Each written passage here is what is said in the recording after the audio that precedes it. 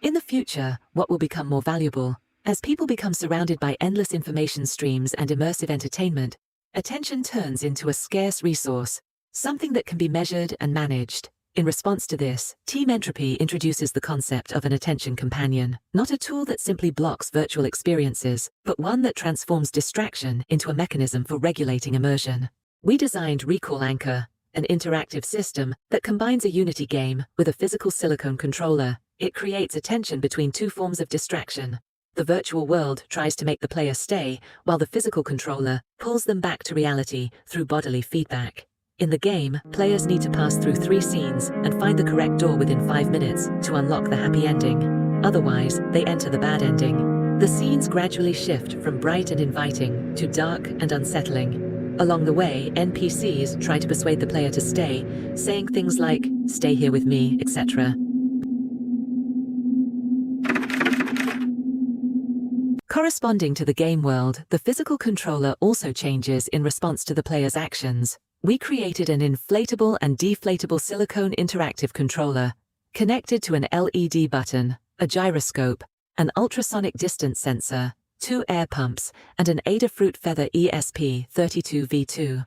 During the making process, we first used paper models to test the size of the controller. Then we created a 3D model to design the internal air chamber and button position, and 3D printed the base mold.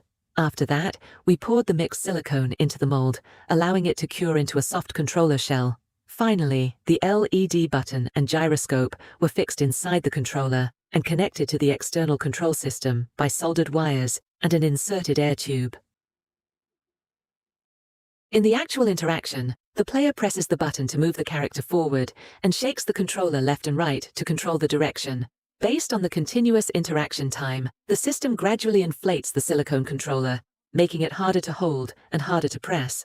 The player wants to keep moving forward, but the physical feedback from the real world begins to interrupt their control. In contrast, when the player stands up and moves away from the device, the ultrasonic sensor detects the increased distance. The system then triggers the deflation mechanism, allowing the controller to return to its original shape. The evaluation results show that users clearly notice the inflation feedback, with an average score of 4.32/5. This suggests that the expanding controller successfully brought users' attention from the screen back to their body. However, the interruption still needs refinement. The influence on control was 3.92/5, meaning the controller made interaction harder, but did not fully force users to stop.